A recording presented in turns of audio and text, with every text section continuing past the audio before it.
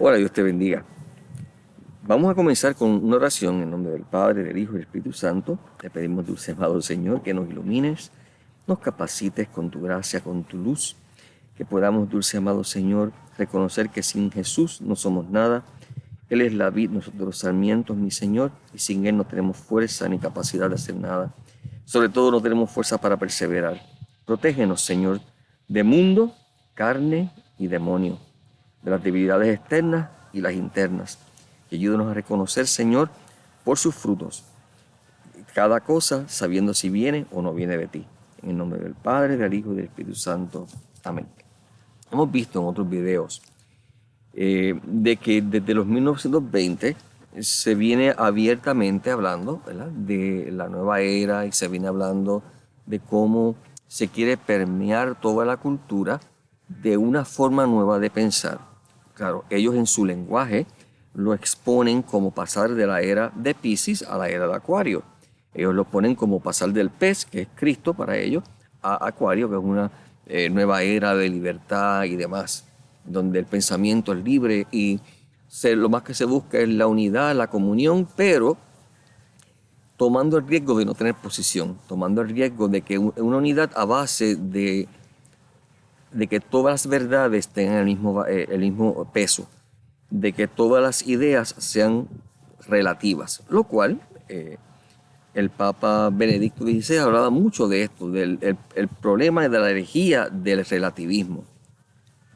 En esa nueva cultura se requiere, ¿verdad?, que Cristo, nuestro Señor, sea simplemente uno más entre otros líderes, sea una alternativa entre tantas otras y que se unan de una manera igual todas, ¿ok?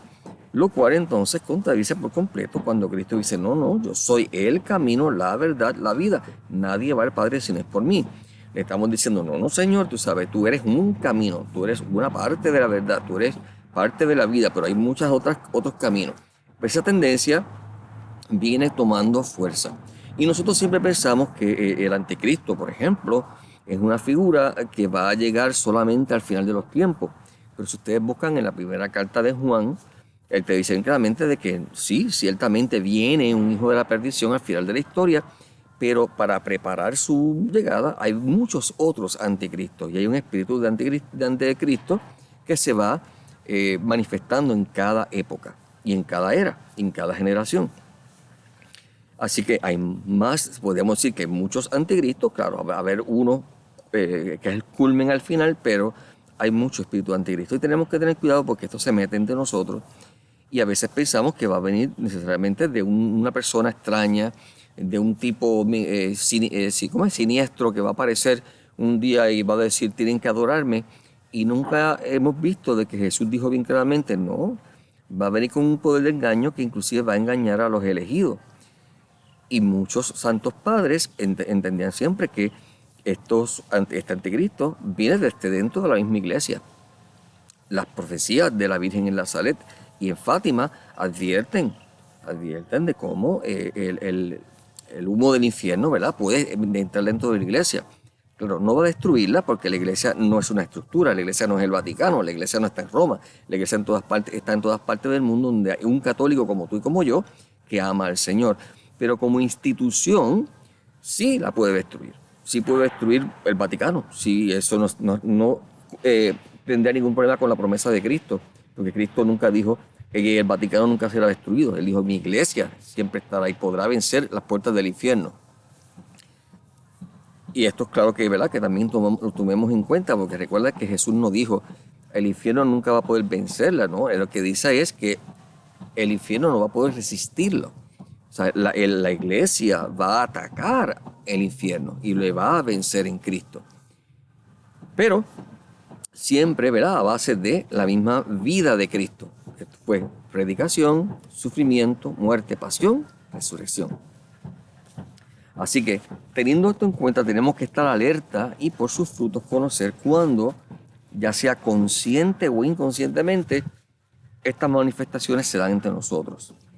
Entonces no se trata, bien importante, de acusar aquí o allá, se trata de, vamos a discernir. Yo puedo ser una persona muy buena y tú puedes ser una persona muy buena, y no significa que vamos a estar bien todos, no significa que no nos equivoquemos. Por ende, yo, si mi papá o mi mamá, yo los amo muchísimo, pero me dicen una cosa que está mal, pues yo digo, ok, pues esto está mal, esto yo no lo voy a hacer, pero yo te sigo queriendo. Yo no voy a dejar de quererte. Claro. Por lo tanto, cuando señalamos estos defectos, no estamos diciendo, entonces ahora vuélvete ateo, abandona la iglesia, rebélate. No, para nada. Simplemente, ok, esto voy a escuchar y a esto voy a tener mucho cuidado. Recordemos las palabras del Nuevo Catecismo de la Iglesia Católica. Fíjate que la carátula está acá, ahí. Donde dice, antes de la venida de Cristo, la iglesia deberá pasar por una prueba final que sacudirá la fe de muchos creyentes. ¿Ves? Si el anticristo viene de afuera, eso no va a sacudir la iglesia. Pero si el anticristo viene de adentro, o si las manifestaciones del anticristo a través de la época son de dentro de la iglesia, eso sacude más a numerosos creyentes. La persecución que acompaña a la peregrinación sobre la tierra de la iglesia mostrará el misterio de la iniquidad, que ese es el anticristo final, bajo la forma de una impostura religiosa o falsa religión que proporcionará a los hombres una solución aparente a sus problemas. Ahora mismo tenemos unos grandes problemas de división, tenemos unos problemas de guerra. Entonces nos viene a hablar de cómo todo esto, tenemos problemas con el ambiente, ¿verdad? Cómo el espíritu del anticristo, a través de las diferentes épocas y generaciones, va a traer una supuesta solución a estas cosas. ¿Okay? Ahora, mediante el precio, que aquí está el problema, de la apostasía de la verdad, de apartarnos de la verdad. La impostura o la falsa religión suprema es la del anticristo. Es la de un falso mesianismo en que el hombre se pone a sí mismo en el lugar de Dios y de su Mesías venido en la carne. Y esto es bien importante. Cuando empezamos a quitar a Dios del centro y nos ponemos nosotros y nuestras preocupaciones materiales, y se nos olvida, como hemos dicho en otras ocasiones, de que Cristo nos mandó a predicar el reino, no a convertirnos en grupos ecológicos, no a convertirnos en grupos de acción social solamente vacías de Dios, o para lograr entonces ser ecológico o para poder ser acción social, lo cual no está mal, tengo que alejarme de Dios y ahí sí que está el problema. Recordemos entonces que la iglesia, párrafo 677, la iglesia solamente entrará en la gloria del reino a través de su última Pascua, en la que seguirá a su Señor en su muerte y resurrección. En otras palabras, la iglesia tiene que pasar por sufrimiento. El reino no se realizará, por tanto, mediante un triunfo histórico de la iglesia. No es que la iglesia va a conquistar la humanidad entera y todo el mundo lo vamos a lograr hacer nosotros católicos. No es eso. En forma de un proceso creciente, sino por una victoria de Dios sobre el último desencadenamiento del mal, que hará descender desde el cielo a la esposa. El triunfo de Dios sobre la rebelión del mal tomará la forma del juicio final. En otras palabras, la victoria total no viene de nosotros, viene de Cristo a través del juicio final, cuando el anticristo final se manifieste, y entonces Cristo lo barra con el poder de su venida, nos lleve a la resurrección, nos lleve entonces a ese juicio final, en donde cielos nuevos y tierras nuevas se nos van a dar. Entonces, ¿por qué estamos hablando de esto? Bueno, porque estamos introduciendo un poquito, y vuelvo y digo, para discernir, no para acusar, la más reciente carta apostólica de Papa Francisco. Estamos hablando de el motu propio, que se llama Ad Theologiam Promovendam. En otras palabras, estamos hablando de para promover la teología. Y entonces son una carta que él le envió a los teólogos, invitándolos a una nueva teología. Esta nueva teología ya ellos la están interpretando. Ellos están interpretando la carta y están diciendo, ok, eso es lo que se nos está diciendo que hagamos. Y por lo tanto, ¿qué es lo que muchos teólogos católicos, que son muy buenos y son muy fieles, están resaltando y diciendo, espérate, aquí hay algo que no está bien? Se nos está diciendo que hagamos esto, y si lo hacemos, y muchos lo van a hacer, vamos a tener un problema grave. Otros están diciendo, no, eso no lo vamos a hacer porque esto tiene problemas graves. Vamos, por ejemplo, al punto número 4. La reflexión teológica está, por tanto, llamada a un punto de inflexión. Hay mucha palabrería que es difícil de entender, que como que no dice mucho, nada claro, y esto es uno de los grandes problemas con estas cartas de Francisco, de que hablan mucho, estilo, si ustedes vieron películas de Cantinflas, decían muchas palabras, pero que uno no entendía lo que quería decir, porque no había un punto claro. Y por eso ya varios, ¿verdad? Cardenales le han escrito ya más de una vez una dubia diciendo, mira, explícate. Y no se explica, que eso es uno de los frutos muy malos. Hablamos todo el tiempo de diálogo, pero no hay diálogo con aquellos que le preguntan qué tú quieres decir. No hay diálogo con aquellos que tajantemente se sacan del poder, como el pobre obispo de Strickland de Texas, que se sacó simplemente porque él dijo, no, yo tengo que seguir la tradición de la iglesia, yo no puedo cambiar la teología para complacer o hacer acogida a grupos de, de homosexuales o de LGTB, la comunidad LGTB, no sin llevarlos a un arrepentimiento. Porque no es lo mismo tú decir, ven hermano, claro que sí, bienvenido, Dios te bendiga, aquí estamos para hablar por ti, que decirle, no, lo que tú estás haciendo está bien. Ese es el problema. Entonces, por ahí sigue un poquito palabrería, dice, compromete ante todo a hacer una teología fundamentalmente contextual, capaz de leer e interpretar el Evangelio en las condiciones en que viven diariamente los hombres y mujeres, en diferentes ambientes geográficos, sociales y culturales, teniendo como arquetipo la encarnación del Logos eterno, su entrada en la cultura, en la visión del mundo, en la tradición religiosa de un pueblo. A partir de aquí, la teología solo puede desarrollarse en una cultura de diálogo, lo cual no está viendo, y de encuentro entre diferentes tradiciones, diferentes saberes, entre diferentes confesiones cristianas y diferentes religiones, comprometiéndose abiertamente con todos, creyentes y no creyentes.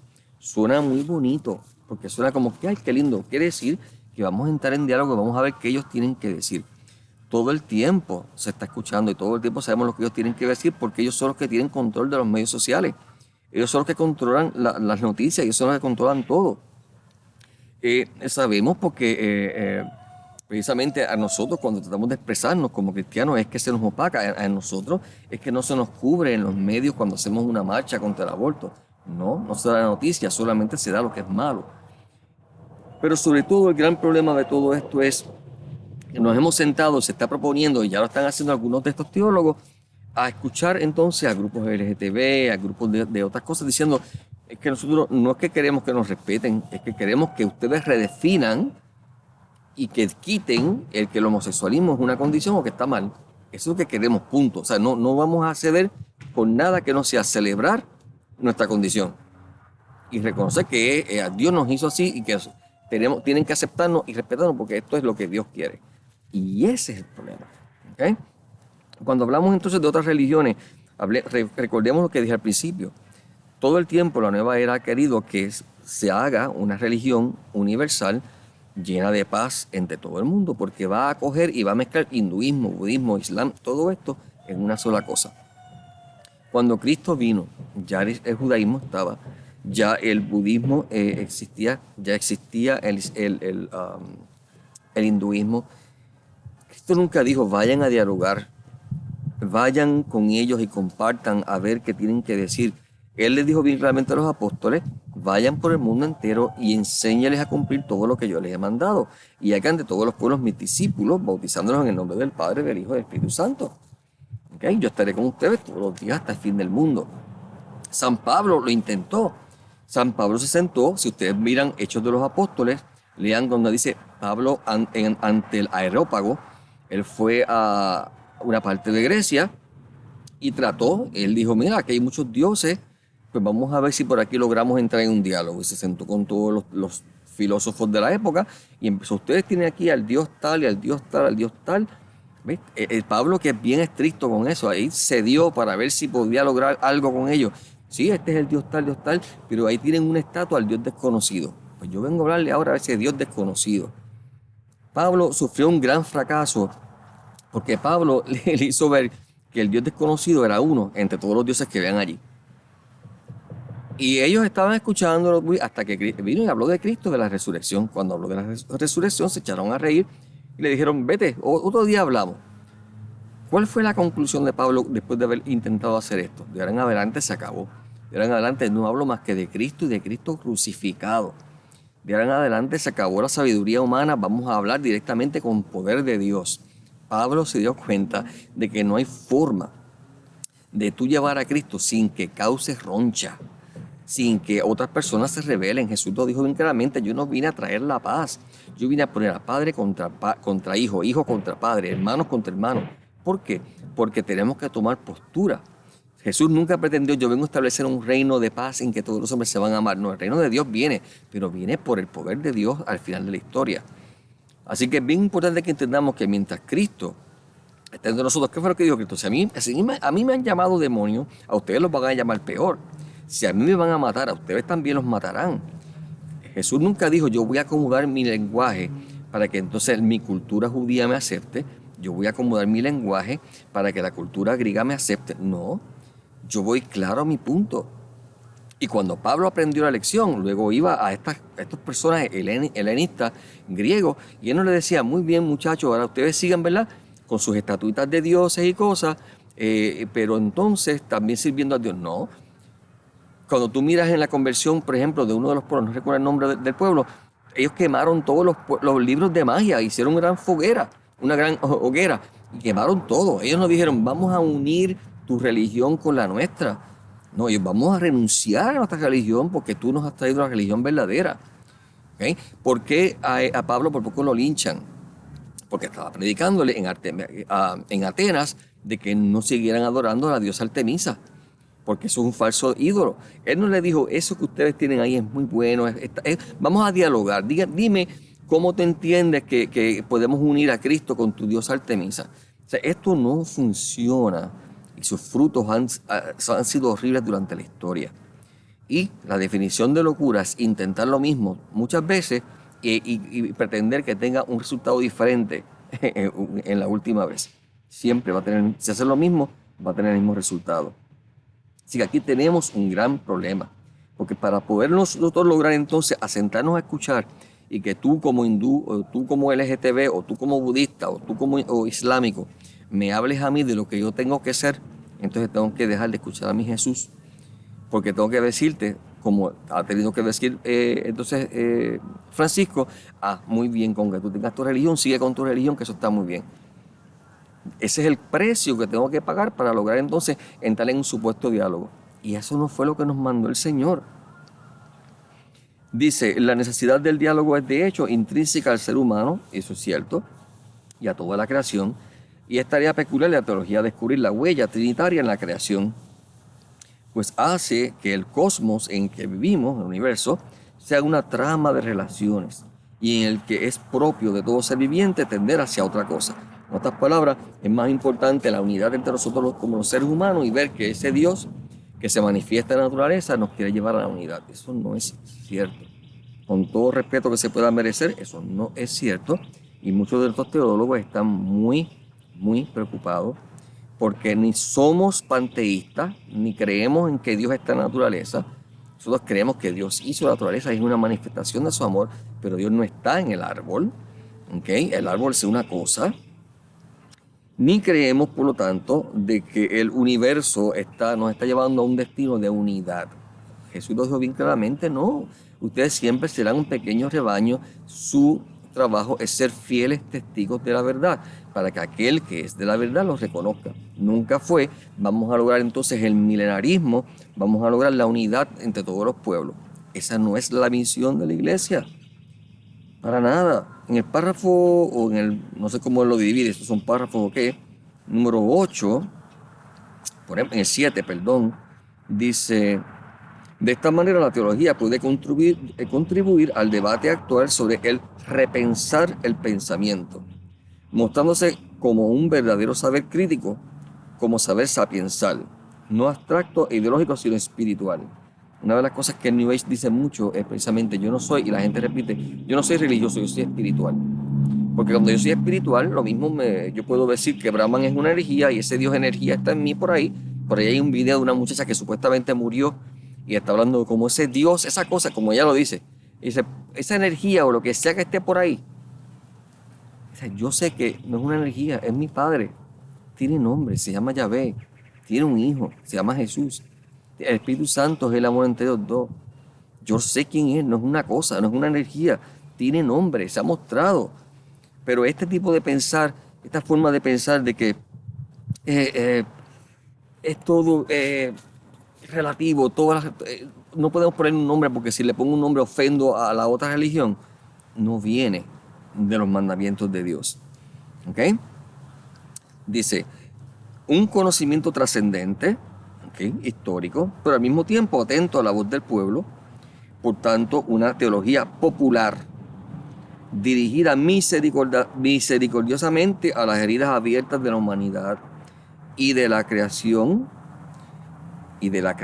como si fuera un ser vivo, y dentro de los pliegues de la historia humana, a la que profetiza la esperanza de un cumplimiento último.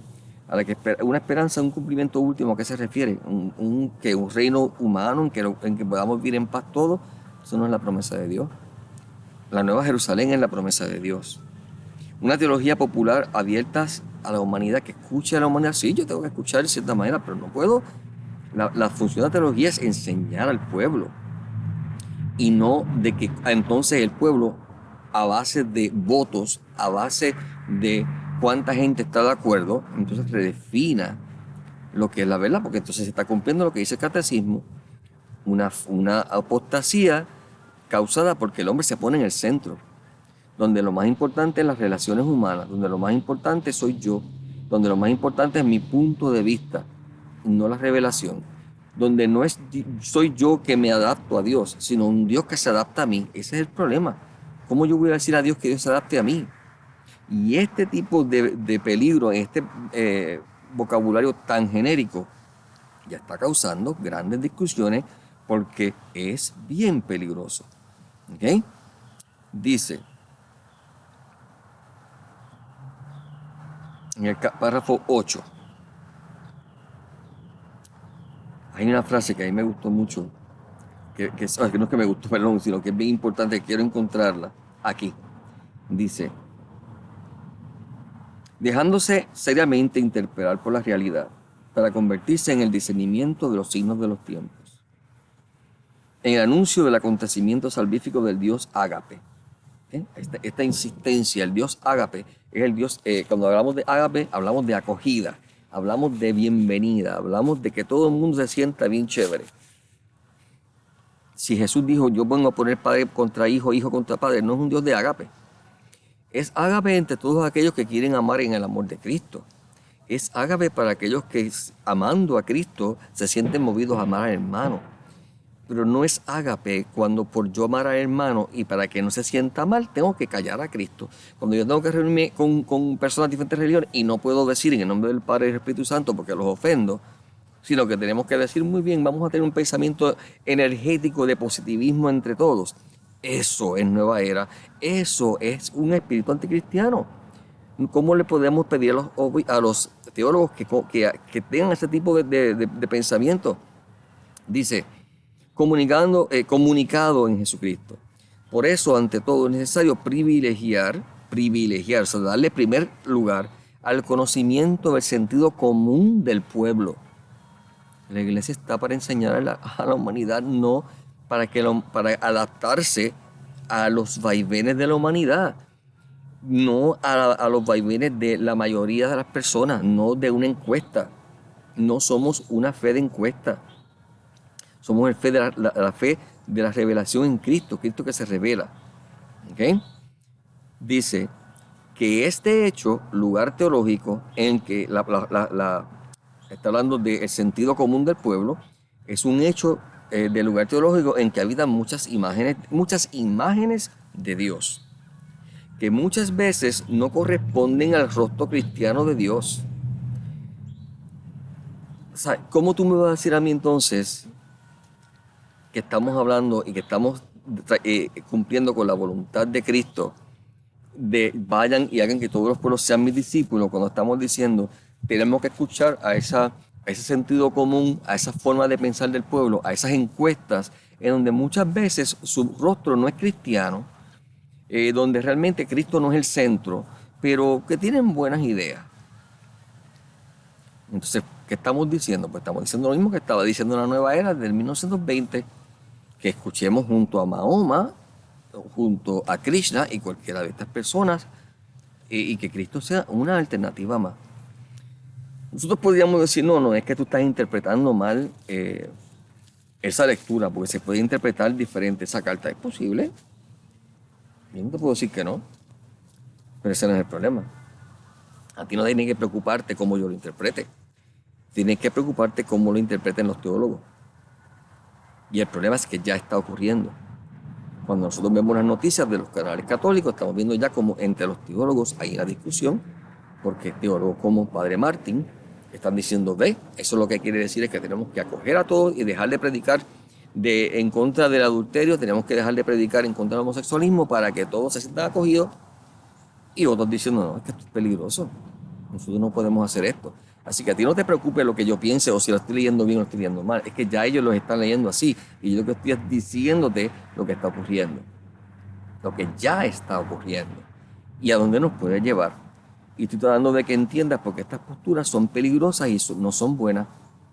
Van totalmente en contra de la revelación. Lee los evangelios. Lee Hechos de los Apóstoles. Lee las cartas de Pablo. Mira cómo los discípulos y los apóstoles dieron sus vidas y prefirieron morir antes que simplemente cuando le decían, mira, si tienes que adorar al emperador, haz el aguaje, prende un poquito de incienso al emperador para que no te maten y después tú sigues por ahí tranquilito hablando de Cristo. Y decían, no, porque Jesús dijo que el que me niegue delante de los hombres yo lo negaré delante del Padre. No, y preferían morir. Como todavía en muchos lugares del mundo hay muchos cristianos que siguen muriendo porque los musulmanes los están matando, pero por montones. Han erradicado a todos. No hay cristianos ya en Siria. No quedan casi cristianos en ninguna parte del mundo musulmán porque los acaban, los matan. No los convierten a las buenas, los matan.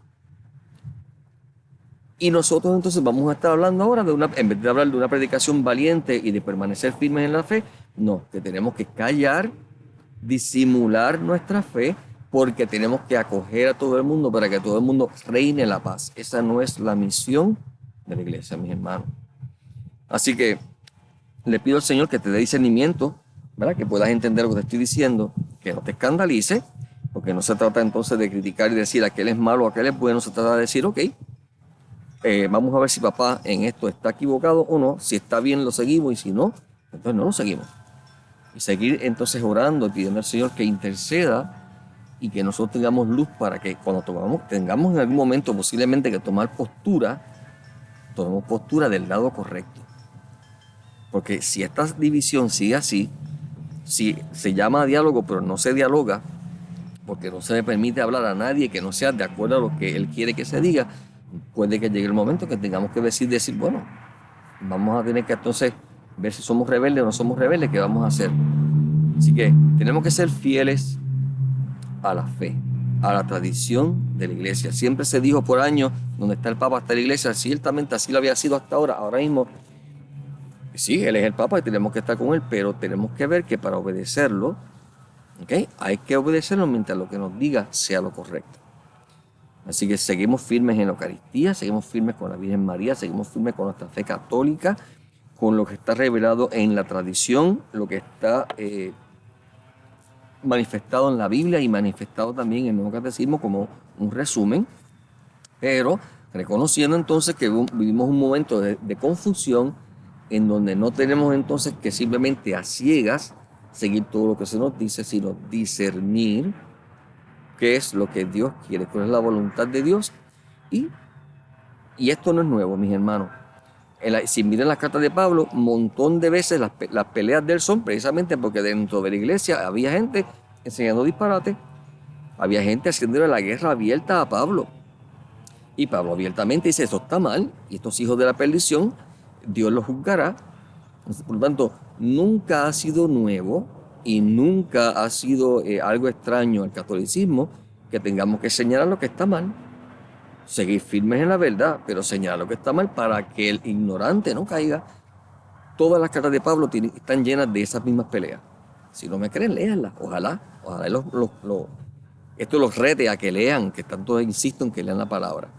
Así que nada, Dios les bendiga, sigamos firmes. Esto no es nuevo, pero tenemos que estar claros para poder tomar postura, seguir orando, pidiendo al Señor, derrama, Padre, tu misericordia, ilumina a Francisco, ilumina a la iglesia, ilumínanos a todos y consérvanos en tu amor. Dios te bendiga.